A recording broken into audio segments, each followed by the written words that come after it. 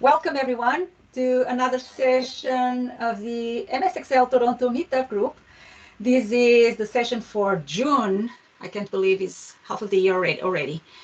So next month we will have our last session before summer break, and then is just a little jump to get to Christmas. I don't want to think about it. So welcome everyone. This group was founded in 2019, and after the pandemic we went online as everyone else. Before we were meeting in person here in Toronto. Sessions have been almost all the time monthly. They are monthly now. For a while they were almost weekly, but they are monthly. They have been monthly for a while now, and we get together to learn from each other about Excel. Every month we have an expert from a place somewhere in the world. That's what online allows us to do, to be together no matter where we are in the world, and learn from each other. Today we will have Jordan Goldmeier, and I will introduce him in just a bit. Let me just go through a little bit of notes and announcements, and then we will start our session. So this is Teams. Everyone knows how this goes. You have the chat where you can ask questions or make comments. And by the end of the session, we will have a time for Jordan to answer your questions. There will be, in a couple of days, we will put up the recording on YouTube, and we will send an email to everyone who registers for the session. As long as your settings on Meetup are accepting emails from the organizers, you will get an email with the link to the recording and also exercise files that Jordan is going to share, and any other information that may come up as well. So the meeting is being recorded as explained before. If you do not agree, I suggest that you disconnect, and then you can catch up with the recording if you do not agree to be part of the recording, of course. And if you have any problems with the chat, usually leaving the session and joining again solves the issue. This announcement has been here since the beginning of the online era of the meetup, but I guess Teams is getting a little bit better. We haven't heard as many complaints now as at the beginning. So the session will be recorded, and the next session in July will be with Gaëtan Mourmand, and he will be talking about a couple of techniques to keep up with the new features in Excel, including taking advantage of some of the AI features currently available and AI tools, and what the impact of AI could be with working with our work in Excel. Just a quick note there, I'm running live training on Power Query this coming week. I'm closing the registrations later tonight, so I'm accepting registrations up until the end of the day today.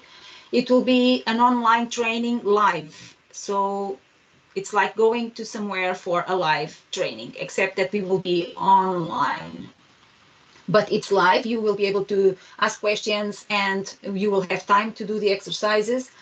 It will be 4 sessions next week, 3 hours each session. If you are interested, there's the link and there's the QR code that you can scan, and also Grania is going to put a link in the chat if anyone is interested. Other sessions, other events coming up this month. There's Faraz always publishes this calendar on LinkedIn, so feel free to connect with him and follow him to always be on top of the new sessions. There's a lot still that we can take advantage of and learn for free around the world by attending the sessions of different meetups around the world. So when I send the link, I will be sending this as well. When I send the email after the session, there will be this PDF will be there for you to take a look, but feel free to take a picture in case you want to check some of those sessions. And anyways, this is just a page with information that you will receive. We have our YouTube channel with all the sessions recorded since May 2000. since April or May 2020. A lot of good content there. And also my YouTube channel, my blog, and books that you can check. And Soviet Excel Consulting is my company. We are sponsoring these events. And that's it. Enough talking. So now it's time for Jordan. Thank you, Jordan, for joining us, for taking the time and offering your expertise to the group. Jordan is from New York, but is currently living in Lisbon, and he will be presenting from there. And I'm going to read your bio that we put on our page, Jordan. So Jordan Goldmeier is one of the leading global minds on data science. He is an entrepreneur, author, and speaker. His works include Dashboards for Excel, Advanced Excel Essentials, Becoming a Data Head, and Data Smart Second Edition. So these are your 4 books, right? And he has received the prestigious award Microsoft MVP for 9 years, and has served as volunteer emergency medical technician and is an adjunct instructor at Wake Forest University, among many, many other cool adventures that I've heard you talk about over the years. But I'm sure you will fill in the blanks, and we'll share a couple more stories with us. Jordan is talking about visualization, data visualization in Excel today, which is always a hot topic. People like to learn those, how to make their data be presented in a better and more efficient way. And so on the screen you have 2 links on how for LinkedIn and Jordan's website. Feel free to connect with Jordan. There will be information in the chat as well that Rania is taking care of. Jordan, thank you so much for joining us, and the stage is yours. Let us know what you have for us today. Awesome. You know, I was trying to write my Instagram on the chat here too, so I'm getting a lot more active, let's say, on Instagram. So I'm just going to put that in there. You know, what happens is I do these talks, and I always forget to ask people to follow me and all that stuff. So if you have any inkling to follow me on LinkedIn, on Instagram, go ahead and do that now before you forget. And I would love to have you as part of my network, to learn from other people, and to hear from you and understand what's going on in your world. Now, I'm going to share my screen. I have to be honest with you. There was like, I'm trying to think how I can explain this. As we were preparing for this, there's this moment where I was trying to zip a file, but then I unzipped it, and I don't know, Windows Explorer just got all kind of wacky on me. So this folder is black now, and this one I can't delete. I don't know if we care. Like, it's already restarted a few times, but I guess I'm just bringing that up because I'm just going to move forward anyway. This is how it works in these presentations. But yeah, there is a chance I have to restart my computer. So if that happens, it happens. But I just wanted for you. Yeah, I just wanted to put that out there, let everyone know. And surely many of you have been here before, right? Have gone and presented something only to watch as pieces of it don't work. Well, it looks like it's working. So you know, before I get started here, I'll just take a step back. So there will be a link with these files that I have here after this presentation. Now, we aren't going to go through all these files. In fact, if you want to go through them all in real step-by-step instruction, of course, you could go to my website, advancedexcel.com, and get the get the class. But this is actually the files that are from the data visualization class. So we'll hit a few of them today. But I just want to show you what is inside of this. Now, like I said, Windows Explorer is acting funky, so it's not pulling up the fact that these are PowerPoint files, but I did double click it and it did pull up. So basically inside this folder, I have my data visualization talk, which you can go through. Then I have this table and chart and table design guide. We'll see if that one comes up. It's coming up. All right. So you'll be able to take a look at this after we're done. I just want to show you that it's in there for you to take a look at, a little extra bonus from watching this today. But we're mostly going to do what's inside this data viz in Excel folder. and we're going to just jump right in. Now, someone was asking me, because, I have this curly hair. They're like, Jordan, what do you put in your hair? And I said, well, I'm an Excel user, so of course some product, right? All right, I'm sure there are tons of people laughing on the other side. Yeah, well, we can thank you. Pause for laughter. All right, so here we are. Yeah, you should follow Jordan because at least, if not for anything else, for his jokes, he's very good at coming up with these Excel jokes. He has a ton of them. Well, thank you. And I see George is on here too. So also really a person who's got some great Excel jokes. Or great Excel memes, I should say. Okay, so what we're going to talk about is I'm going to show you some Sparklines and how to think through the ways that you present them in terms of data visualization, and then we're going to move on to heat maps, and I'm going to show you some ways that I like to build heat maps in Excel, and also ways that you can present them. Okay, so starting out, Sparklines, here we are, right? So this data set here is tornado data in the United States from 1950 to 1994. And the total column here is the total tornadoes for the year. And just to prove that this is the correct total, right? So this is 201. I'm going to highlight all of this here. And then I don't know if you guys can really see this down here, but I do have the sum of 201 down here. Okay. It's always good, even though I know this data set before we get started, always a good idea just to go through it. This is the data validation that I'm going to be doing. I'm going to just test the top record and test none of them, right? So that's great data validation. No, in real life, of course, you should test a few others randomly. But let's go ahead and get started here. So if we wanted to tell a data story here about the amount of tornadoes that happen per year, we can use Sparklines. So I'm going to go to Insert here. And the Sparkline I like the most is the column one. And so I'll select the data range that is adjacent here. So I have that selected. The location here is 02. I'll go ahead and click OK. And there you have it, right? So we have our Sparklines plotted. Now I'm going to take this here. What I really like about Sparklines is you can drag them all the way down, right? Just like a formula.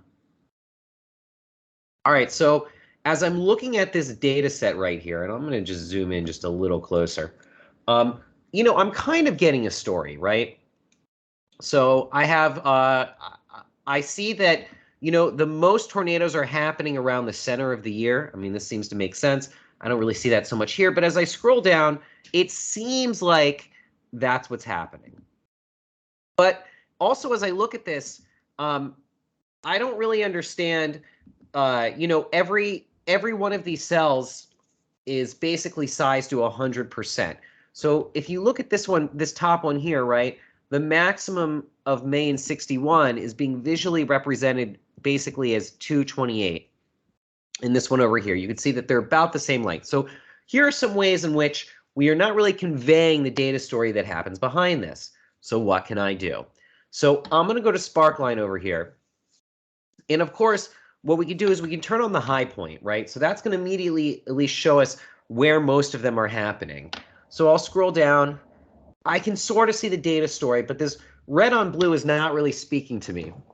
Now, you could go through, right? You can go up to Sparkline here, and you can change it. Let's say like that. That looks a little bit better, Ohio State colors. Or I could go through and figure all those out, but here's my favorite thing to do, okay? I just like the fourth line down here under the styles, all right? This one's got your most data visualization friendly colors on it. So I'm going to just pick this one here. And you can see that it does a better job, at least bringing the signal out of where most of them are.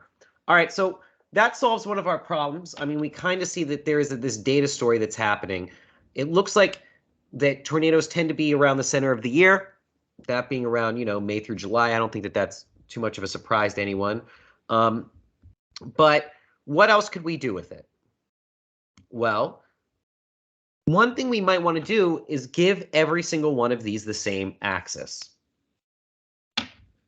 So I'll go over here to where it says axis, and you can see there's different options here. Where it says vertical maximum value options, we have some choices here. So there's the same for all sparklines. So I'm going to click this same for all sparklines here. And I'll tighten that up a little bit. So now I actually have a better data story, right? Because I can see not just where the tornadoes are happening, but I can also see that they are increasing over the years.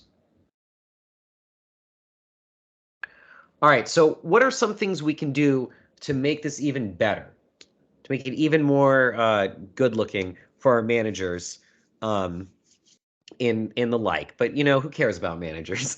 I say I get to work for myself, so I can say that. Make it pretty for yourself, you know, make it good for yourself. Dress up your own charts.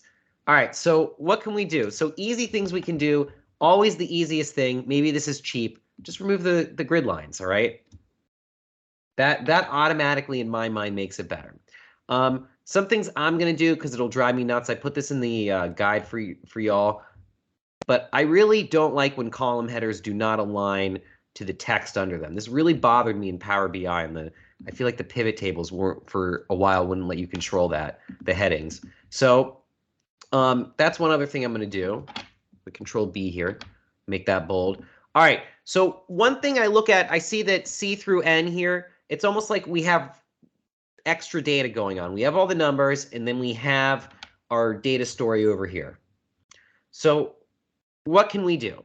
I think it would be a good idea to hide C through N. So I'm going to go to data here, but I don't want it to, like, you know, I don't want to hide it forever. I just want to hide it for now. So I'll go to data, and I think I'm going to group it. So there we go. I've grouped it, but if I hit this minus button here, watch what happens, okay? My story disappears. My data disappears. Well, charts by default in Excel will not show values or will not show data for hidden and empty cells. So what we have to do here is we have to go up to Sparkline. We have to click Edit Data. And where it says Hidden and Empty Cells, we have to click Show Data in Hidden Rows and Columns. And then when we're ready, we go ahead and we click OK, like that. So I'm going to close this here. Look, it already looks so much better. So you could call this like, oh, I don't know. I'm like thinking there's so many different things I could call. I was going to call it time series, but that doesn't really describe it. But we'll call it that anyway. So I just want to show you, you know, even as I'm looking at these colors, like I always want to like test other stuff out and change other things. So I just want to show you a few other things with Sparklines. Now, if you make them really tight, you know, it kind of crushes the story here. And if you make them too small, it can kind of or make them too large, it makes too much space. So I don't think that this is as readable. So my suggestion is just try to keep them tight. You're gonna have to play with it a little bit just to figure it out. Now, a few other things here. If I go to Sparkline, if I click line, it'll convert it to a line chart. Now, typically for a time series, you'd like a line chart, but in Excel, this is what the line chart looks like in a Sparkline. I don't particularly find these effective. I find them very hard to read as compared to the column chart. Even if we, let's see, if we made the same for all Sparklines. Yeah, I just don't think the story is as good here. And unfortunately, this is just one of the things in Excel. I don't know if the team is working on better Sparklines. I would love if they did, but they're probably putting a lot of their focus into Power BI. And in any case, I would just stick with the column chart. That's my tip. It's up to you. It's your presentation. Do what you want. Just want to give you some ideas here. Now, one other thing here is the win-loss chart. If anyone has ever figured out what a win-loss chart is for, then I would love to know. But I really figured it out. The best I can say, the way these things work is that if it's positive, if the number is positive, it'll be higher, and if it's negative, it'll be lower. So it's almost like, you know, you lost, so that counts as a low, right? Mike Thomas says, I've used win-loss charts. We should talk. I mean, I have to know what they're used for. So I haven't found a use for them, but if you have found a use for them, good for you. I think that that's great. Now, just a few other things here. I'll show you this. Let me bring this back to column here. So you do have a few other things you can use. You can highlight the first and the last point. Again, I don't really see much of use for this. If you switch to line charts, it's a little bit more, you can see it more. This, I really believe that they were trying to implement Edward Tufte style work. Edward Tufte is the one who came up with Sparklines. And in his little Sparklines, he always like highlighted the beginning and the end, but it just doesn't translate as well in Excel. But still, there are of course, there are reasons that you might find that I have not figured out yet. Now, before I finish with Sparklines, I just want to show you, because I said that the fourth line has the best color. Let's take a look at a few other other ones here, and you can see that they're not as good. So I am always a big proponent to go test things out, but as you can see that you can set the styles really quickly, but the fourth line is the best line. Now, if you want to change the Sparkline color manually, you can do it over here. Interestingly, Microsoft split up Sparkline color and marker color. Marker being the things in the show box. You'd think that this would say marker here, but it says show.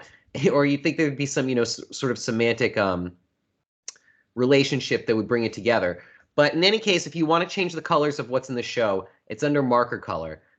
And so finally, there may be times where you don't want these grouped up, so you can highlight them here and you can click ungroup. That'll make a series of different charts. And note that when you ungroup them, you make them all into separate ungroups. So if you wanted to split it off into two groups, you would have to regroup it, as I'm doing here. All right, so that was the little quick intro to Sparklines and a case study for using them. So what I really like about Sparklines is that they tell a lot of information very quickly in a small amount of space. Now, let's take a look at building a heat map in Excel while I pour this delicious Coke Zero into this glass. All right, so we have the same data here, but perhaps we want to look at it in a different way. So we can use a heat map. I really like using heat maps in Excel. The thing is, there's no heat map chart. So there's no chart. You click on Insert Charts. Of course, if we want to do a heat map in Excel, the best way to do that would be with conditional formatting. So I'm going to take my cursor here. I'm going to click C2. We'll do the big old highlight here. You could also do a Control-Shift down if you're a keyboard person. Control-Shift right. And then I'm going to go up to conditional formatting. Now, you may be tempted, as many have in the past, to select something from the default color scales. But let's think about this for a second, right? So I'll put this over here. So I'm going to highlight it with the green, yellow, red color scale. This is not right.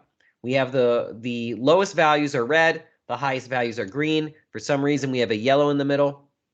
We can invert it. Okay, so this is maybe better, but there's really no reason to give this a stoplight effect, right? And you can play with the rest of these. What I found is, even as I look at this sort of hot and cold aspect of this, it really doesn't tell the story correctly. In fact, the one I think is the best is in these bottom lines here, but even these are not that good. So this one, it's going from green to white. So the most intense is green. Obviously, this one goes the other way. I don't think it's as good, but these are the closest to what you'll get is on the bottom line. In any case, I'll have you click more rules. I only bring this up, and though I know we all know this, it's just worth reminding ourselves that the defaults Excel comes with is not always what we want. Speaking of which, we'll use this rule here, format all cells based on their value. So that default we like. But then we go down here and we see that the minimum and maximum are kind of interesting. The color, in this case, the lowest value is the most intense color, whereas the highest value is the least intense color. So that default we don't like. I'm assuming when I say we that I'm including everyone here as well. So as I'm looking at the colors here, one way I like to do this is I like to pick a column. So let's say I pick this blue column here. I'm going to pick the lightest one there. And then for the highest value, right, I just use this column as a reference. So, obviously you could pick a blue over here and a blue over there, and we've all done that. But I feel like the columns are graded really well. Now, when you do this, there is a pinkish color here that gets interpolated on the sides. What's interesting is this color will never show up. So it's just kind of there in the preview, but it's not something that we're going to see when we click OK. So I've gone ahead, I've clicked OK. And now we have this data. So this doesn't look so bad. I think, you know, I can't help it because I like to do this. I like to mess around. I think we can go, I'm going to go back in here. I'm going to edit this. Let's see here. I think we can go darker on that. Make it a little more intense. All right. It's a little more moody now. So this looks better, I would say, than just having the numbers by itself. But to be honest with you, I find the numbers distracting because I think in this case, what we were really trying to see is the colors as a whole up at, you know, up close without the numbers distracting us. So how can we get rid of the numbers without getting rid of the color? Because the numbers drive the color. All right. So what we'll have to do is put a custom format on this. So I'm going to go up to where it says number over here in this formatting group, and I'll click this little character here. And then I'm going to go to custom. So we could get really deep into this on how these formatting things work with the semicolons, but I'll just give you a shortcut. If you don't want the number to show up and it's a numbered cell, all you have to do is just type in 1 semicolon. It's gone. Okay? So just do that. You'll hit OK, and now it's gone. So doesn't this look a lot better? Let's tighten it up a little bit. I like to kind of make it a little smaller like that. Obviously, this is not a great header over here, but maybe I'll make it a little bigger. So we note here that this mask just all it did was remove the number, right? Because if I go over here, I'll go into P over here, I'll type in equals. We'll select one of these. I'll hit enter. Nothing's going to come up because the custom format's still on. It borrowed it. But if I click general over here, we see that it does in fact equal 137. Let's see here. I'm just going to take a look at the comments. Someone says this is more like or Anita, I should say, says this is more like a heat chart. Fair enough. Red and green are not good for colorblind accessibility. Always use symbols as additional indicator or use orange and blues instead. Okay, very interesting. Thank you for that. 1 semicolon. I always do 3. Learn something new. Yes, well, you can do 3. 3 covers all your bases, all right? But if you know that there's only going to be 1 number in there, there's always going to be a number full time. You can just use 1 or a semicolon. But if it's going to be a cell that could also have text, then you would probably be best off using all 3. All right, so what are other things we can do to this? Here are things that I like to do, and I'm just going to give you some ideas here. So I've highlighted this whole thing. I'm going to put a black border on it like that. That's kind of cool. I mean, this doesn't even look like Excel now. Like, I think that this is really cool. So that's one way to really highlight the differences here. One other thing we could do, let's go ahead and try a white line color here.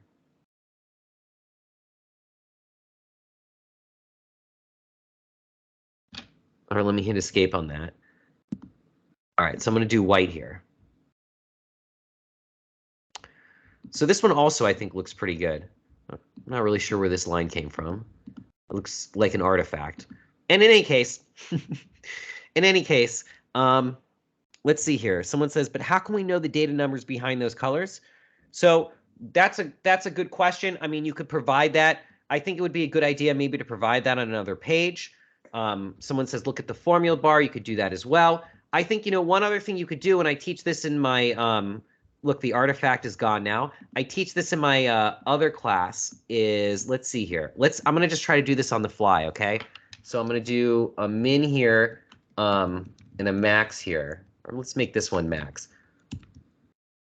So what we'll do is we'll do the min of this entire data set like this here. So I'm just going to try to build a little mini legend. So that's the minimum. And we'll do a maximum here, which I already know is 399 because I've worked with this data set a million times. So basically, if we go 1, 2, 3, watch me mess up this math. I think what I could do is I would multiply this by what? 1/3. I'm just going to try to do this as quickly as I can here and without making as many mistakes as I do it in front of someone. So so that gives me 133, 233, or 266. Oh, see, I'm already messed up. It should be 1/4, right? Something like that. No, that seems wrong. I think it's we're close enough. Okay. So I think basically what I did is I took this number and I tried to divide it into different segments so that I could actually turn it into a legend. So I basically divide it into 4 pieces, but it really is kind of in 5 pieces if you include the 0. I'm going to apply the same conditional formatting rule on this. So I will make this. I think I use this one. We'll hit OK. So now what I can do here is it's like I have a little legend. I'm actually also going to remove the numbers from this, but don't worry, I'll bring some numbers back in the flow here. But what I'll do is I'll go to custom, and then right next to it, I'll just report the numbers in the general format. So you could do something kind of like this here, right? So that's one way to go. Of course, then, you just, I'll do the cheap way of hiding this and make it white. Okay, so you could do something like that. That's not a bad idea. Just takes a little work. Let's see here. Let me see here. Anita says, much better, thanks. Love it. The contrast helps. Another big thing with visual accessibility. Yes, I like that too. And so you can do something like that with your heat maps. One other thing you could do here, you note that the totals are over here. So let's go ahead and apply a heat map to that. Let's see, or a heat chart. Let's see what we can get here. So we wouldn't want to use the same colors because it's kind of different, right? We don't want it to be confused with something on a different scale. So let's go with this orange tint over here, see what that kind of looks like. Hit apply, hit OK. Guess we didn't need to hit apply, but it's old habits. So I don't hate this either, right? So, and maybe what I would do is, wrong one, let's see here. What I would do is put it over here, like that. And then you kind of get, you can kind of use this little bar here to figure out, hey, that's kind of interesting. So maybe this one looks darker, so maybe the sum of it is darker, but it has less ones popping out. This one looks darker over here. We see that. So you can kind of get a more interesting story like this as well. So just some interesting ways we can use heat maps. I'm going to actually go ahead and just give this the same border color so that it looks a little bit more seamless.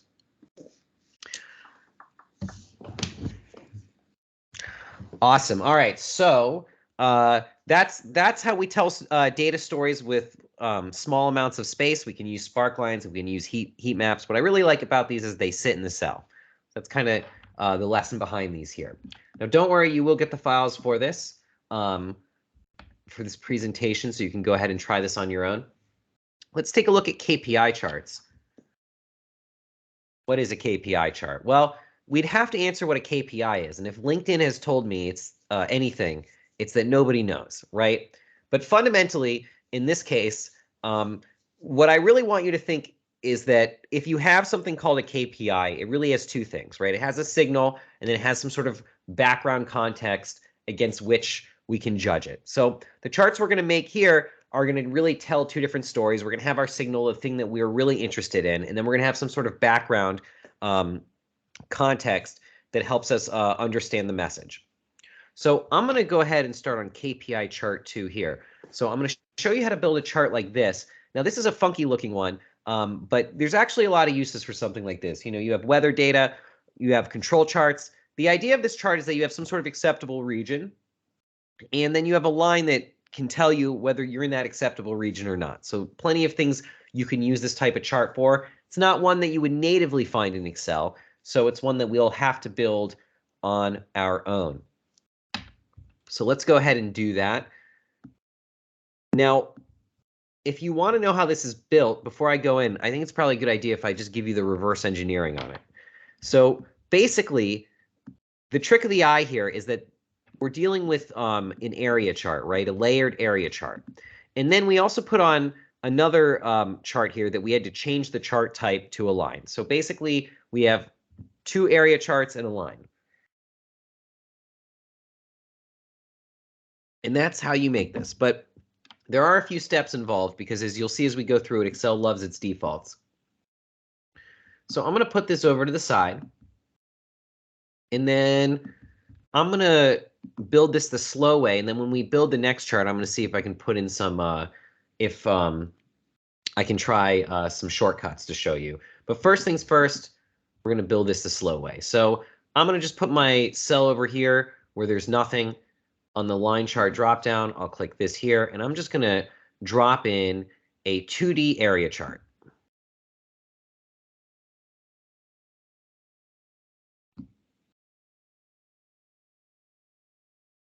Next thing I'm going to do is I'm going to right-click and click Select Data.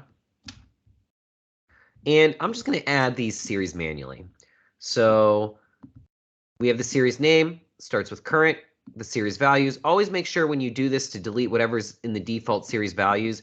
I don't know if you can totally see that, but it says 1 equals, or it says equals curly bracket, 1 curly bracket. And the thing is, those who are astute might know that that is an array, right? That's what curly brackets indicate. Well, Excel doesn't want to start a chart with nothing, so it fills it with this dummy data.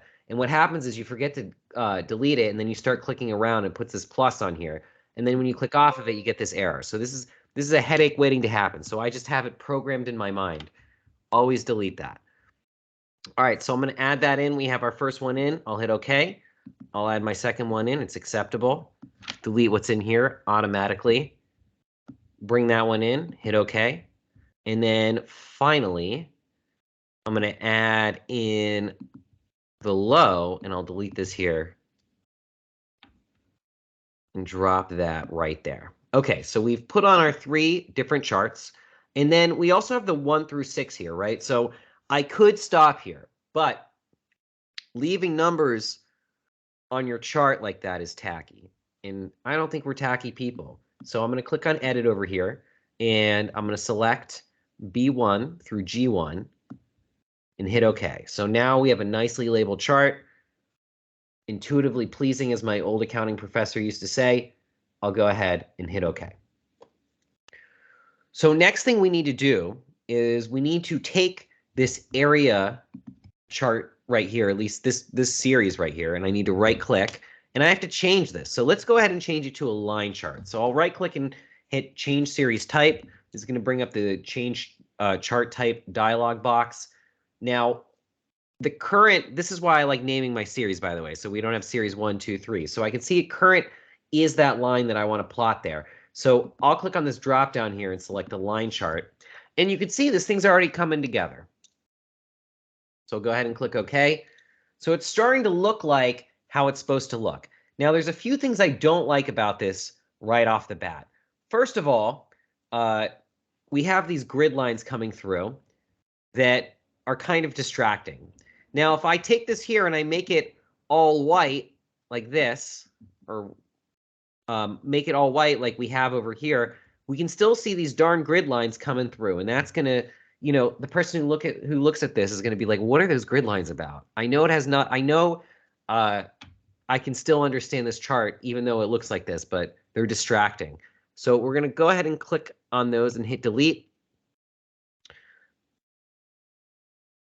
And this is very interesting because I'm listening to the audiobook Subliminal right now, and he talks about in the book that the harder information is to understand, the less we trust it. So I'm kind of joking around here, but it's sort of true. Like the more distracting you make stuff, people won't trust it as much. We'd love to say it's about the data. I want you to make it about the data by not distracting them.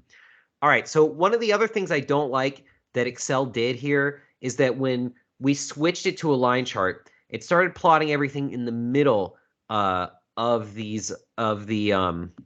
tick marks rather than on the tick mark. So to fix that, we have to right-click over here, go to Format Axis, and where it says Axis Position, I'm going to click on tick marks, so that's going to stretch it out.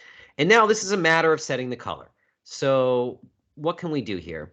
Well, we always want the signal, thinking about as we did with the tornadoes and the sparklines, we always want the signal, like the high point, to be the most intense color, and we always want the background context, the thing we want to judge it against, to be the least intense color. So I think that looking at something like this right now really does not, it doesn't really do a good job, right? So I'm going to go to Format over here, and I'll do Shape Fill. Here's my tip. Anything in these first two rows generally does a good job. I mean, this black, I probably would not do that one. But you can see that these do a pretty good job. Here, let's pick that one. This one actually works out with the blue. I like the color of this. I don't think I could ever, I don't think a client would like it, but I like the color. So someone is asking, how do we move the line graph portion to the front? Sorry if this was already explained. I'm going to just jump back real quick, and I'll just show it to you. I'm just going to Control-Z my way there. Okay, so what I did is I right-click this here, and I click Change Series Chart Type.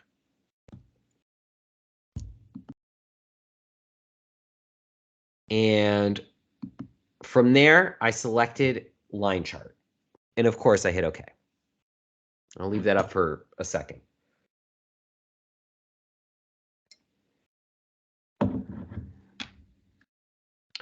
All right, so let me Control-Y my way back. So just a few other things I like to do with charts while I have you here. So obviously, let's turn off the grid lines. Already looks better. Now I don't like this color. I've changed my mind. So other things I like to do is, let's see here. I like to click on the chart area over here and remove that outline. And then I like to click on the inner plot area and put a light gray there. So I think that this generally looks better. Oh, but that's the only problem is if you do that. That's probably why I didn't do it before and why I kept it off here. The only problem is if you do that on this one, it does have that highlighted white part. So that's going to annoy me. So I'll remove that. So it looks like you can't do it with this one, but you could still make a good looking chart. All right, let's take a look at another version of this chart. Now, I don't love these colors, but this is one way to go. Marty says, I just used my last Audible credit to buy Subliminal. Wow, same. It's basically what happened for me as well. All right, so let's talk about how to make this one. This is a very similar type of chart. We use it doing the same actions, but what it's trying to say is a little bit different. So in this case, I had actually used a chart like this. I was on a project, and what we were trying to understand is if a certain amount of contracts came through, would we have enough personnel to staff it? So the line itself was like the total amount of FTEs, full-time equivalents. Those are like employees who work full-time. How many like full-time equivalents would be available to work on projects, depending on what came through. And then we use these graded regions behind it to figure out where we would be. So if the top region was the worst place, right, because we would have the least amount of people available, whereas the line was the demand, and we just had shaded regions going down. So you can actually do a lot with these, and I'll show you that at the end, but let's talk about how to make it first. So I said I would do some tricks here. Let me see if I can do a trick. About 50% of the time when I try to take a shortcut, it works. So let's see here. I'm going to highlight A1 through G5, and I'm going to click on this here, and I'm going to go to 2D area chart like that. And you know what? I don't think that's the trick. So I'm going to go to insert here. I'm going to insert a blank 2D area chart, and I think this is what I want to do. Okay, so I'm going to highlight A2 through G3, and I'm going to hit Control-C like that. And I'm going to click into my plot area of my chart, and I'm going to hit Control-V to paste it in. Okay, so did it come in? I don't like that. It did not come in. So let's try that one more time. I'm not ready to give up. So I'm just going to highlight this one line here. I'll do Control-C, and then I'll click on the chart and do Control-V. So it doesn't look like it showed up, but let's go take a look and see what's happening here. Looks like there's a lot of series here. I'm going to just do switch row and column like that. Okay, so that seemed to work. Switch row and column. All right, so I'll hit edit over here, add the axis label range. So we put on our current line. I'm just going to keep on going down the line. I'll highlight this here, Control C, click in here, Control V. So it looks like it added that. And I think what we can do here with this chart is we can just take it on down like that. Okay, so that doesn't look so bad. We are missing our current line here. It's somewhere in behind the scenes. So there's a few ways we can get to it. I'm going to just click in the plot area here. I'm going to go to Format, and from this down arrow, I'll click on Series Current like that. So that's another way we can get to it. And then from here, I'll go to Chart Design and click Change Chart Type. Of course, you can always do that over here, but I like using the menus. So I'll click Change Chart Type over here, and then we'll find Current on the list, and we will select Line Chart. So there it is. So you can see this was made basically the same way. So I'll go ahead, I'll click OK. Doesn't look very good yet, so what we'll do is we will go and make some changes. Remove the grid line, right-click down below, Format Axis, on tick marks, and I'm going to take off the grid lines here, or not the grid lines, or not the formula bar, the grid lines right here. Okay, so here are ways we can fix this thing up. I'm going to make this line here black, and I'm going to make it thicker. So again, I'm a big believer in using the columns here. So if the top is your worst case, we'll make that the darkest orange here. And when I say columns, I mean these columns of colors here. So if this thing is the next best case, we'll make that lighter. And if this one here is the best case, we'll make it the lightest, right? Because we want to really try to use our perception to indicate what's most interesting.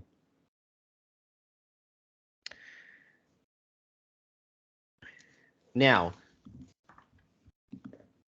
we can also do this in reverse. So again, what you would do is you can make this darkest, light, and lighter. Okay, so these are the ways I would suggest using these. Now, what's going to happen in the real world is someone's going to say, can you make this a stoplight? Well, let's make it a stoplight. Let's see what it looks like if we make it a stoplight. The answer to that question should be yes, because you want to show them. You're not afraid to say no to stoplight charts.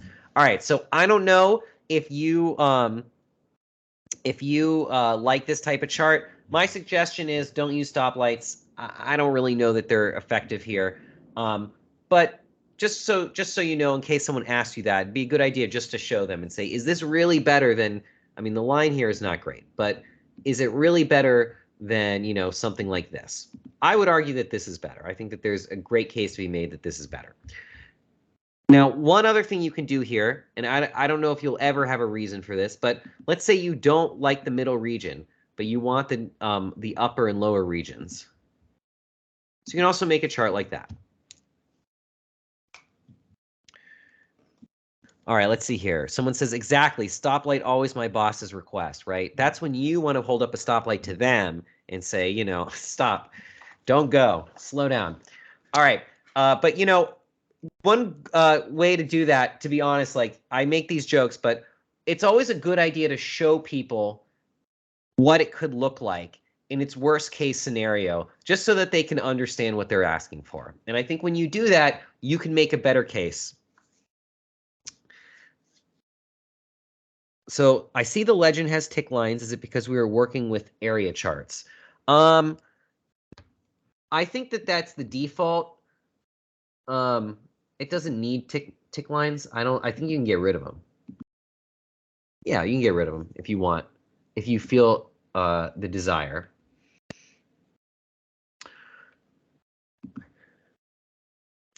All right, so that's how we build our KPI charts in Excel.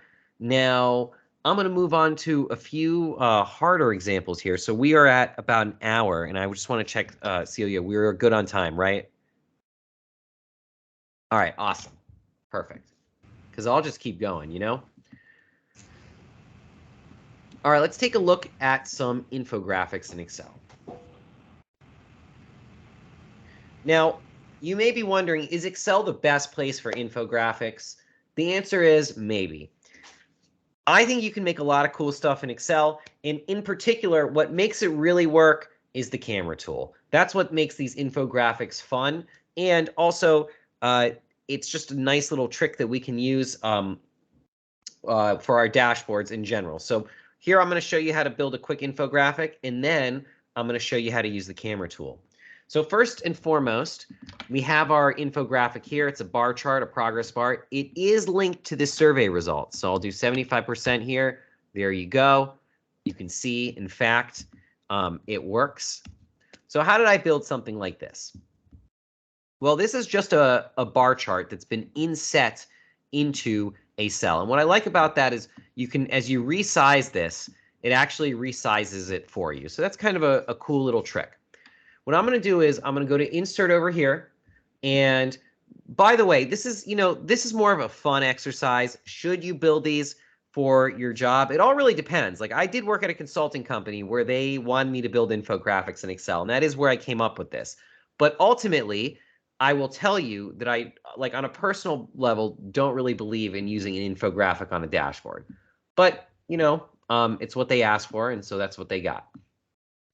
All right, so I've inserted a bar chart. So I'm going to highlight E2 through F2, Control C. That's going to copy it. I'm going to click into the plot area, Control V. That'll paste it. It's my little chart trick to make your life easier.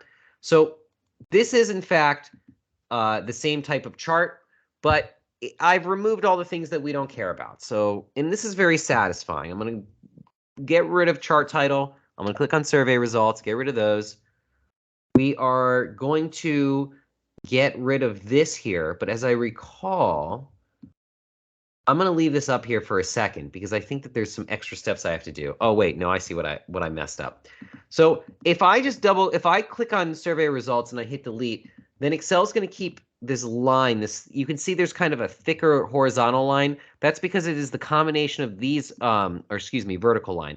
These vertical lines here, plus there's an extra vertical line that is in like part of this box right here. So we got to get rid of that one first. So I'll click on that. I'll click no outline. So now you can see, it's hard to see, but it's a little less thick now. So I'll click on that. I'll hit delete.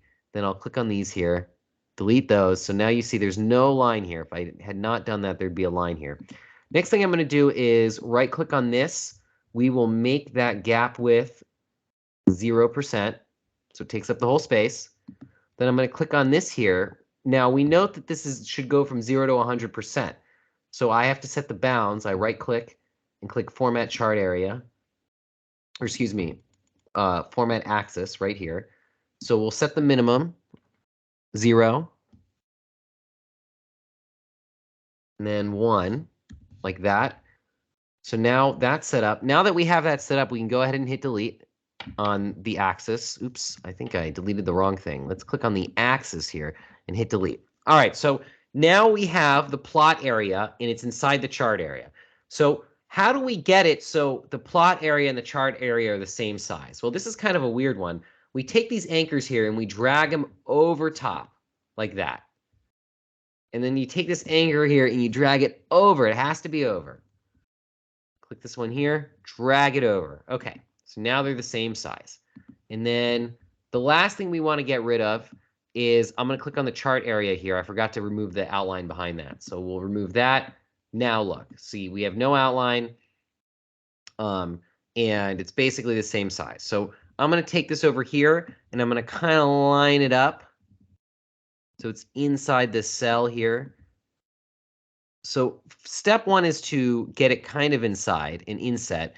And then once it's inset, what you'll do is you go to format and you'll click a line and we'll do a snap to grid. So now I'm going to snap it in place like that.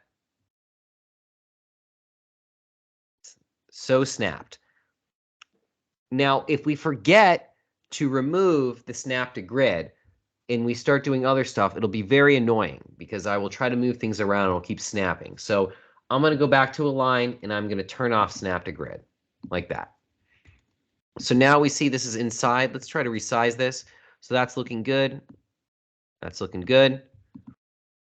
So the next thing I want to do here is I'm going to kind of pick a nice color to go in the background here. So I'm going to pick this gray. And the reason I'm going to pick this gray is because I'll remember it. If I pick any other gray, I will not remember it. So everyone remember with me. Third column in. Third column in. And that's the gray I used. All right. It is settled. Now, the reason it's important to remember that color is because we want to get this rounded rectangle effect that's around this. So what I did is I actually dropped in a rounded rectangle like around the chart. So gave it that kind of rectangular effect here.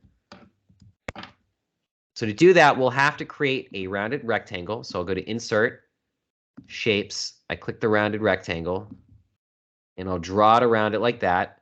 And then on the shape outline, I'm going to pick that color I chose. So recall it was the third one in. Very memorable. And then for the shape fill, I'm going to make it none. And then I'm going to make this outline thicker. Make it nice and thick. All right, so I'll go to align. I'll drop snap to grid back on here. And just make sure it's nice and snapped. All right, so I did that. Now I'll turn it off. So now we have that rounded rectangle effect. So let's add a label here. I'll right-click here and click Add Data Labels, or I'll just highlight over this here where it says Add Data Labels like that. Now, when you add a data label, it usually adds this call-out line here, this little leader line. So I'm going to click on that and hit Delete. Then I'm going to click on my label here, and I'll go to Format. And I like to just use what's programmed in here. So let's use this one. This is a good one. So you can see I put a label up here. Now, here's the thing. If you have a label, you can double click it, and that'll let you resize it. And perhaps we go to change shape here, and we also make this a rounded rectangle like that. Oh, well, when I did that, it got rid of my presets. All right, there we go. That looks better. So you can kind of just make it a little bit bigger like that. Mess with the rounding if you'd like. See, I'm gonna make this looks a little bit more like a pill, like that. I'm gonna do that. I like that. Put it here.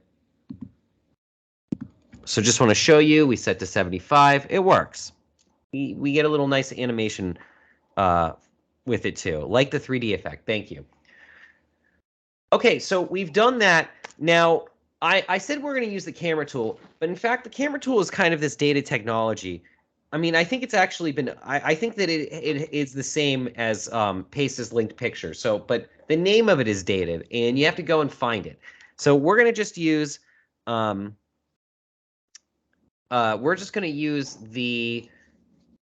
copy and paste as linked picture. So let's see here. Someone says, would love to make this in a half circle to car speed metric. Yeah, that'd be interesting to make something like that. From where does the survey results come? I'm not sure I understand. Oh, from where these come from? Oh, I made them up. Why should they be 100%?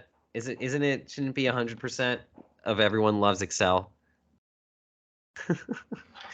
Good point. Good point. All right. So what I'm going to do here is I'm going to highlight our latest chart here, and I'll hit Control-C to get the marching ants who are marching around this.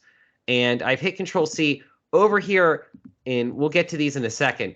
I'll click on the paste, and I will do a linked picture like that.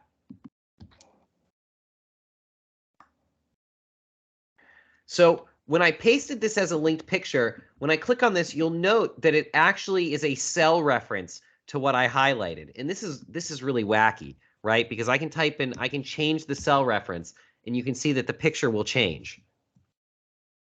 So that's really something interesting. Now, once I've pasted this as a linked picture, I can use it like a picture. So what does that mean? Well, first of all, I'm gonna move these out of the way. They're just kind of artifacts from what I'm about to show you. So when I click on this here, I can just move it around. So imagine I actually have lots of charts on a dashboard, and rather than just let people click on all of them, I do a paste as linked picture,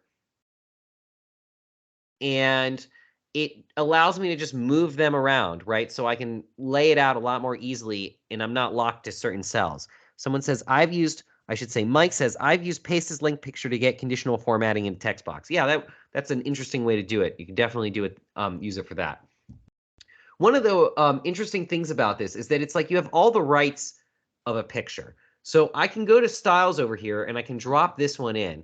I'm not saying you should do this, but you know, for a fun user group night, I think this is a fun Excel art that one can do. And I'm sure there's someone out there you show this to who's like, I need that. But I wouldn't necessarily recommend you use that on something that's, you know, company level, that's production level. I'm just going to do the same with this one here just to show you. So I did a Control C on that, and then I'll do a paste as linked picture right here. And then of course, you know, we can give it, this one's kind of cool. We can give it a nice 3D effect. So the 3D effect, I'm putting this, you know, I don't hate this. This actually kind of looks cool to me. Now, a few other things. Imagine this was a real chart and someone said, well, I would love to know the data behind this chart. So what's really cool about these linked pictures is if you double click them, it'll take you back to where they're linked. So they function as bookmarks. So you can always have a chart somewhere and then you have all your extra data that would help answer a question, and someone says, oh, I'd love to really drill down into this, and you say, well, go ahead and click on it, and then it takes them to it. So just a little Can I interrupt dashboard. you, Jordan? Yes. Because I know that maybe you will close the file and then we will lose it. Her Kirat was asking how is the survey result linked to the chart? I think he missed that very quick step where when you started the chart that you just selected. Ah, I see. Okay. So I'm going to start a new chart here. Sorry, I thought you were poking fun at not everyone liking Excel.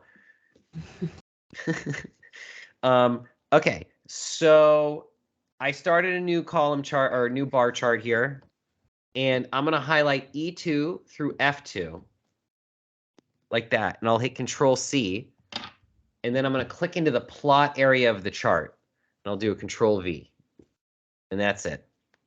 So Control C copies it, Control V pastes it.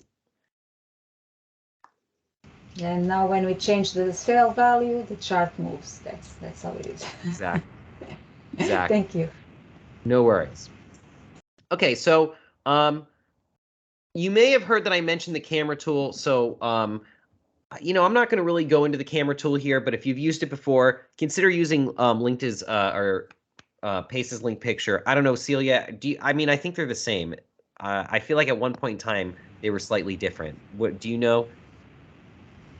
What the difference between the camera and the linked picture? Yeah. I have no idea. I've used both a couple of times, but I don't do a lot of charting work. So, Gotcha. Yeah, I know that, for example, online, I think the picture, there's something with the Excel for the web that does not work as good as well as the desktop. For one of those. Can't remember which one. Got it. All right. Well, I mean, that's just Excel for web, you know. That's kind of how it is right now, but it won't be that way forever. It's probably going to achieve parity at some point. Yeah, it's just that in a project I was using that technique, building everything on the desktop, and then users would try to open it in SharePoint because the file was saved on SharePoint, and some users don't know the difference. They just open it online, and then does not work. So people just need to be aware. Gotcha. All right, so I'm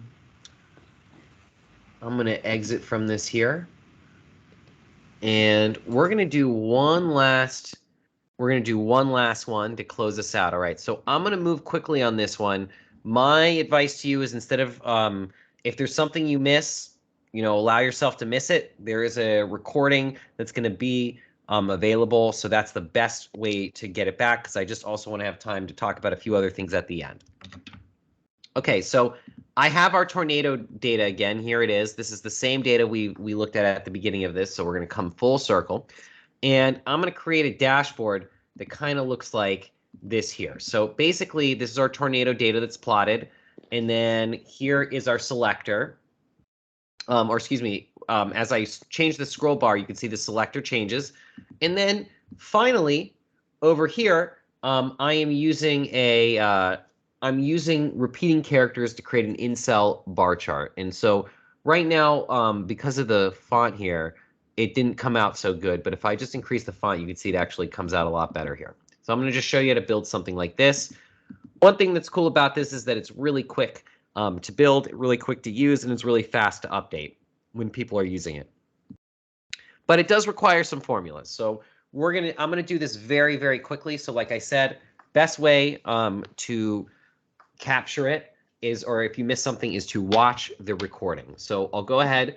Of course, I also have these courses as part of advancedexcel.com. You can always do that, where it's chopped up into 3 or 4 steps. And you can ask questions and all those things. So first thing I'm going to do is I have the developer tab enabled here. If you don't have that, that's something you can look up on Google. I don't really want to. Actually, it takes a second. I'm just going to do it. So we'll go to File. We'll go to Options here, and again, I'm just going to go through this very quickly though. So I'll click Customize Ribbon. If your developer tab is not selected, you'll hit check on that and hit OK. Okay, so once I have my developer tab up here, I'm going to insert a scroll bar. So the scroll bar is the form control that is the second row down, third one in. I'm going to draw it longer versus shorter, and that's going to make the scroll bar go from left to right.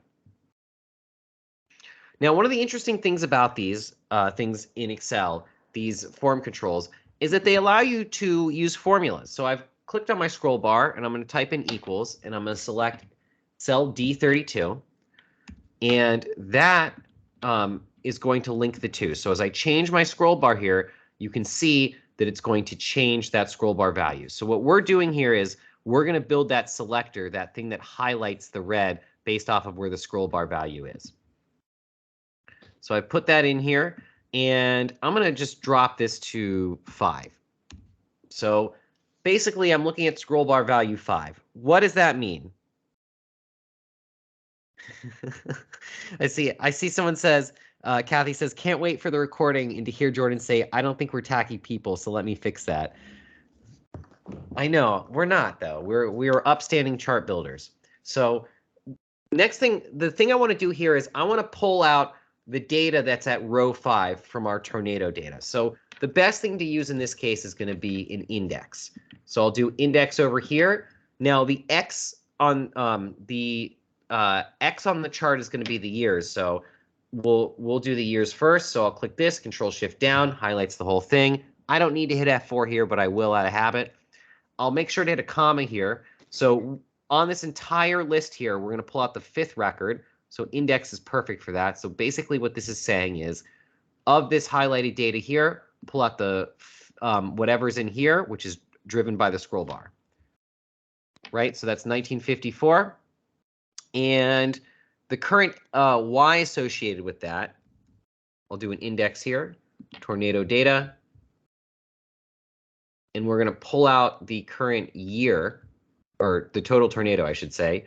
That gives us our X over here, F4, comma, and we're going to pull out information at the same record location. So I'll close that off, hit enter, 1954, total tornadoes were 550. I'm just going to check that, make sure it looks good, 1954, 550, we like that. All right, so the next thing I want to do here is we're dealing with a XY scatter plot. So XY scatter plot needs 2 things. To add a new series, it needs a current X and a current Y, which we have. So if I right-click this here and hit Select Data, I can click Add. Series name, I'm going to type in Selector. And under the X values, I will select the current X. Under the Y values, we make sure to delete whatever's in here, and we select the current Y. You can see that the selector square is already plopped on here, so I hit OK. So now it is moved to its correct position on the 5th one. Now, if you're wondering what this is simply a marker with only one data point. right? So it's just exactly like these, but it only has one data point and it's slightly bigger. It actually has the defaults already put on it, but you could of course go and change this marker type to anything, right? You could do change it to a circle. You could change it to an X. Obviously, the one I had was the best one. Okay, so we make it slightly bigger. Well, I guess I kept it as a circle here, so we'll just keep it as a circle. I don't know if that's the best one, but I kind of like how it looks right now. So as I keep clicking on this scroll bar, you're going to note that I click off, I click beyond how many items are on here. So there's only 45. There's only 45 items in total. So this is going to give me a ref error. Then the other weird thing is if you make an index value of 0, so I'm going to I'll take the scroll bar all the way down, and this puts a 0 inside the index. So this here would evaluate to 0. That Excel treats that as if you gave it a blank here, as if you didn't put anything in here. And when you don't put anything in the row section of an index, it thinks you want everything. It thinks you want to take the entire section. So what we need to do is we need to put a boundary on this scroll bar that goes from 1 to 45. So how do we do that? We right-click the scroll bar. We go to Format Control. And under the current value, I'll type in 1. And under the minimum value, I will type 45. So we do that. That's going to bound it, or at least I thought it was. Let's see here. Let me try that again. Oh, so I did this wrong. So current value is 1, minimum value is 1, maximum value is 45. So current value could be anything, but as long as it's between 1 and 45. All right, so now that looks a lot better. Can move this around. You can see moves with it. So let's add a label here. I'm going to right-click this dot. I'll click Add Data Labels, Add Data Labels, so that's going to add it. I'm just going to click that, make it bold. Let's see here. What else can we do with this data label? Let us put it at the top, like that. So now you can see it automatically updates, so we love that, because it's whatever data point it's on, and that data point is driven by the scroll bar, which drives the index, which drives the chart. Makes sense, right? All right, so we have each year, and we have the data highlighted for it, but now we want to drill down, right? We want to figure out what is the exact data for that given year. So let's see here. Someone says match the color. Let's see here. Let's match it. I don't know if I love it. Yeah, it's not bad. I don't hate it. All right, let's keep it for now. Let's just keep it because why not?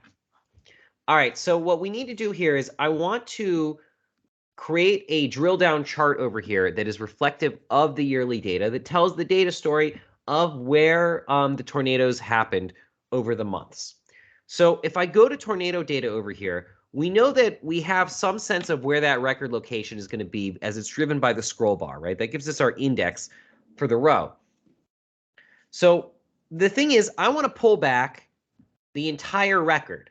I don't want to pull back just one item at a time. So this is where array formulas come in handy. So I'm going to just show you offset real quick. I think most of us have used offset. So if I do offset and I select C5 here and I do a 2 and a 3 like that, that means that I'm going to use C5 as my anchor and I'm going to go down 2 and to the right 3. So it's like 1, 2, 1, 2, 3. Our answer should be 26, and indeed it is. So if I use this highlighted yellow here, this highlighted yellow row as my anchor, that's why I highlighted it. So when people do this problem, they know where to go. If I use that as my anchor, I can just offset the amount of down that's given by the scroll bar value. I wouldn't want to move over any columns. I just would want to go down. So I would go down by the scroll bar value, and I would move over by 0. So over on Tornado example, I have this little box here that you can use to help yourself out. So I would type an offset over here, and then I would use this reference right here. I'll hit an F4 to lock it in, even though I'm not dragging it. I feel like it's stationary. It shouldn't go anywhere. So I've locked that in, and then I'll use the scroll bar value over here, and this will bring back the 35th record down. Now, you'll note I typed in a parenthesis, but I should not have done that because there's still one parameter to be filled with an argument left, right? And by that, I mean this columns parameter. So when I'm talking about columns, I call that a parameter, but what you put inside of it, I call it an argument. But some people say those differently. So just want to clarify that. So we want to move 0 columns here, like that, and hit enter. So that brings us back the data. And you can see, because I have dynamic arrays set up on my machine, which hopefully you all do, I still find people in training who do not. This data automatically populates inside of here. If that does not happen on yours, I'm just going to put this here for the recording. If that doesn't happen on yours, if you get a value error, you only get one cell with data here. What you'll want to do is, I'll use the same formula here. What you'll want to do is, first you have to use the correct formula. So this is the correct formula. And now pretend that this stuff isn't here. So the next thing you want to do is, you know that you're returning 12 cells, right? Because you're pulling in a whole row. So with that formula set up, you highlight 12 cells, and then you go inside the formula bar and do a Control-Shift-Enter. And that's the old array formula. If you're using older version of Excel, that's how you would do that. But in the new version, we don't have to do that anymore, which is so nice. I bet, I'm certain you agree, Celia. Yeah, right. Those days, the Control-Shift-Enter days, I don't even know how we survived them. All right, so one thing is, I have the data over here, but I really wanted to go down this way. So we need to transpose it. The easiest way to transpose it is to use the transpose function. So I'll type in transpose here. Note that when I highlight this whole thing, it's going to put B38 hash mark. That means it can detect that I put a dynamic array formula in B38, and since that formula can grow or shrink, the hash mark there just says, hey, follow whatever size the formula is. Just follow whatever's coming through at B38 and bring it here. We'll use the same thing. So I'll close this off here, hit enter. There's our data, and I just want to show you how quick this is. So I move this around. I mean, it updates very quickly, right? Now, last part of this is, I want to create little baby bar charts here. I could use a conditional format for that, but I'm going to just show you another trick. And the trick uses the repeat formula. So if I felt really arrogant, I could type in my name and repeat it 10 times, right? So we see Jordan, Jordan, Jordan, Jordan. But what I could also do is I could repeat other things like the pipe symbol. So on the American keyboard, above the enter, there's a pipe symbol. I don't know. I've been here in Europe, so the keyboards are different. I'm assuming the Canadian keyboards are similar to American keyboards, but I don't know. So on my keyboard, it is the pipe symbols above the enter key. So there's the pipe. So now we have 10 pipes here. Now I already have the font set correctly on this, but I'll switch this to Calibri here. So if you're doing this, if you're just starting out, you may end up using Calibri for this. And that's what it looks like in Calibri, but we'll fix that in a second. So what I'll do is, rather than do 10, I'll just hook it up over here to O2. Drag that down. Now, the font that many people like to use is Playbill. I feel like Kat Norton, Miss Excel, she had a different font she discovered that did this. I can't remember which one it was, but the one I've been using for years is Playbill. So that's the one that gives that nice attached effect. If I double-click this the way out, we can see that one of the issues with this is that it does cover some of the cell. So if I make this bigger, right, we see that there's kind of deep overlap into other cells. And this doesn't look that good. So what I would like to do here is, I'm just going to divide all these numbers by a common scalar. So we'll just say by 3. That's the one that I remember does the best. And then once we do that, it's all set up.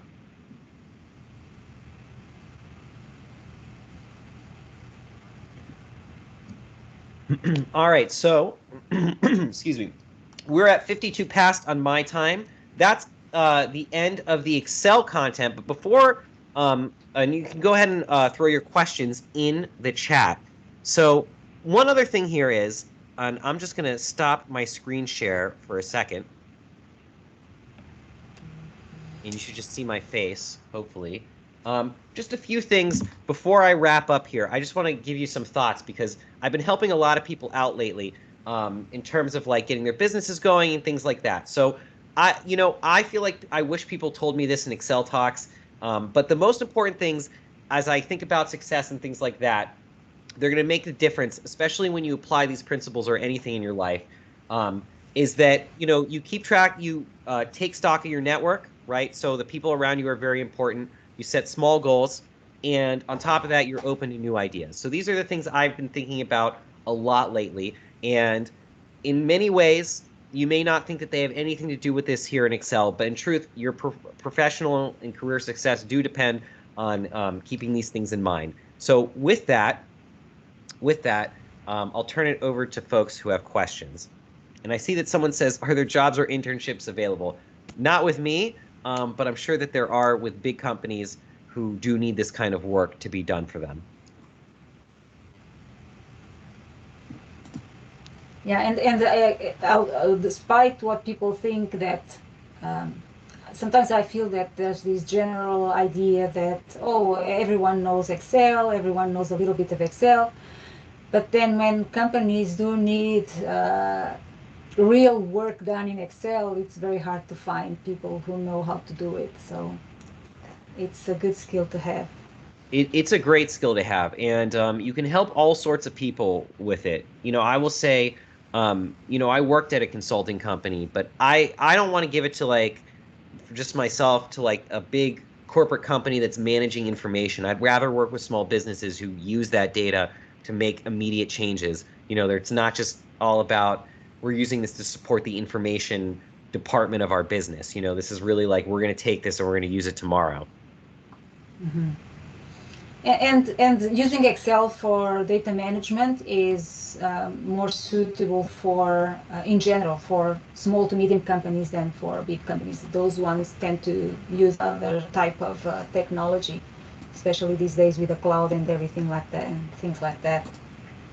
For sure. Yeah. Are there any questions? I think you answered the questions as you were presenting. The only question that Jordan didn't answer, but I answered, was what happened to the low series on the KPI number 2 chart? And I think that you just changed the color to white. Yes, that's what happened. Yeah, so that's Yes. what I answered. I just make sure I was right. Thank you for that. Yeah. I always like these tricks with charts, and I was saying I don't do a lot of work with charts. It just doesn't happen. It's more about Power Query and people just want to look at the numbers. I have had situations where let me put a chart. Oh, I don't want a chart. I just I want a chart. I tend to, my clients, they just want to see the figures, not not the drawings, they call it sometimes. I don't know, it just happens. I haven't done a lot of work with charts, except for a few exceptions, but it's not my most used kind of work. But I do love it. I love all the concepts about the designing and picking up the right colors, picking up the right chart or the best chart to represent and tell stories. Very, very nice. Yeah. Thank you so much for these tricks, Jordan. Absolutely. You were going to say something? I interrupted you. Dashboard. No. Where's the export to Excel button? Oh, that must be a question they get. Yeah, right. I'm getting a lot of the great session type comments. Oh, well, thank you. Celia, someone asked if you were from Brazil, but said from Portugal, which is interesting because that's where I am right now. I don't know if folks know that. I have a quick question. Portuguese. My name is Portuguese, and I am from Portugal. Yes. Yeah, my question is to Celia. Sorry if I mispronounced your name. So you were saying how you don't work with Excel in graphing. So were you referring to more about data modeling and stuff like that? What yes. So the work I do is related to Excel reporting automations, but somehow the different jobs that I've been doing with reports. When you say the word report, a lot of people will imagine charts right away. Yes. That's not what happens with my in my case. I do a lot of pivot tables and and automation to generate, for example, repeated statements, collection of statements that we have a set of data and we need to break that down in different, the data that goes to one manager, to another manager, to another manager, things like that. Okay, okay, But nice, thank data you. modeling, Just, data curious. modeling is definitely involved in some of the projects, depending on the data complexity or how you need to aggregate the different data sets. You may need to have data models there. Okay, thanks for answering. You're welcome.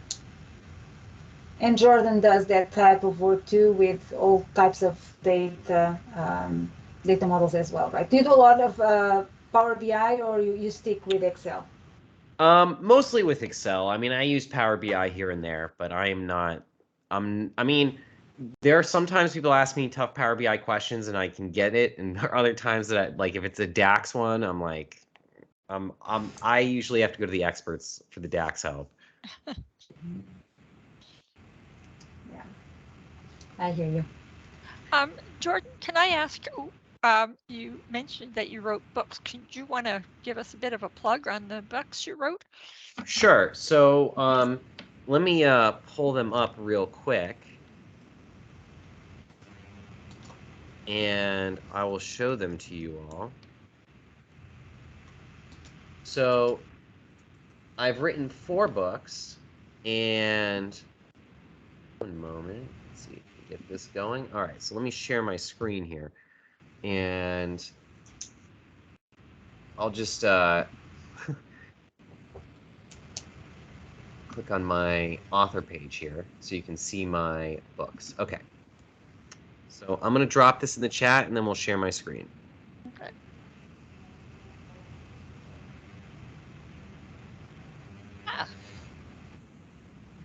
All right, so I have 4 books. The 4th book is not up there yet because it's not finished.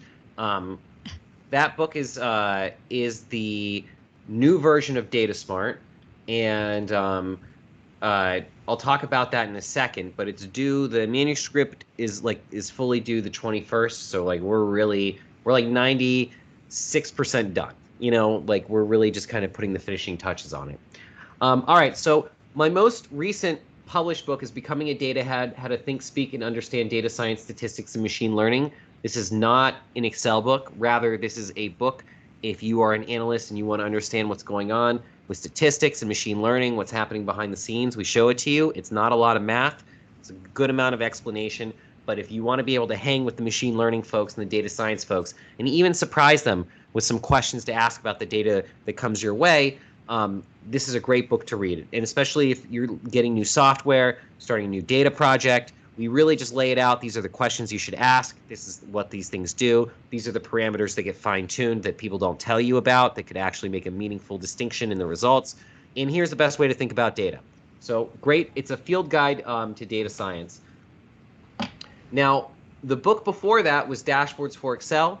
So this is my manifesto on dashboards in Excel. I bring together VBA, bring together formulas. Someone noted that things are VBA heavy when they can be formula driven. You'll note that I'm very formula driven. So I do a lot of formula driven dashboards in there. And also Chandu wrote the last 4 chapters of the book.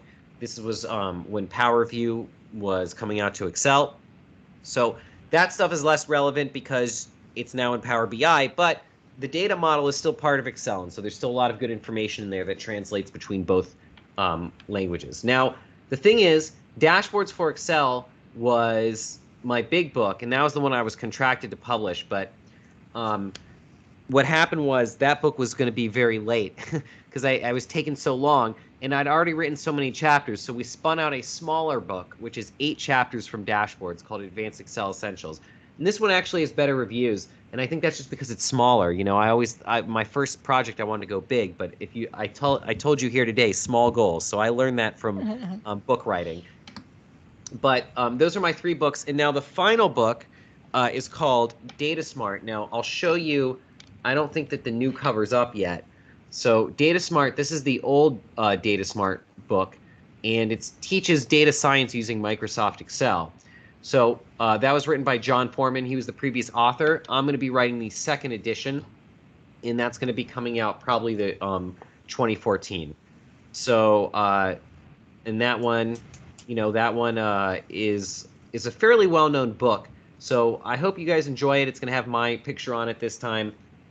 And this one is teaching these data science concepts, really holding your hand and doing it in Excel. Excel's not the best place for it, but it is a great place to teach it, if that makes sense. And then at the end of the book, we switch over to R. And then we and I show you how you do everything you can do in Excel in a few lines of R. Great. What about the courses? If people are interested in learning the chart, how to build this chart in more detail, how can people find that content and how can people connect with you? Sure. So if you go to advancedexcel.com, you can click Sign Me Up, and you will see the course content. So if you want to buy this course, I sell it as a bundle. Right now, if you click on the website, it does take you to the my non-usual promotional price, which is $697. You get it for lifetime access. If you want, there's a cheaper price at $497. You can just message me and I can honor that. That'll give it to you for a year. So I don't know if some of you might want lifetime access, but I do offer yearly access too. I just don't have it up there. So you can go there, click Sign Me Up. If you have questions about it, you can hit me on LinkedIn. If you're not sure if this is the right thing for you, feel free to drop me a line. Okay. Okay, I think we're good and quite right on time. I just leave to people to see if there's any more questions, and if not, then we can wrap up in just a little bit. Thank you everyone for joining us. Feel free to turn your cameras on. Everyone is very shy, but feel free to turn your cameras to ask questions to Jordan directly or to any one of us, and I hope I can see you in a couple of weeks in July. And that's it, and we'll see you around. But let's see, there's any more questions?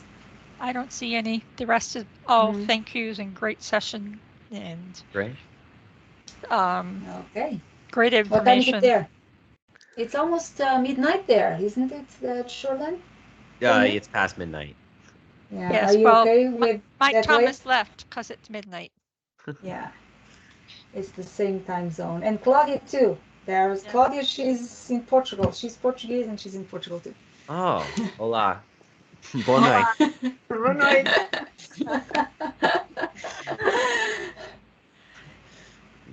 Okay. Okay, so I'll stop the recording. I guess we're good. Hi, Tanya.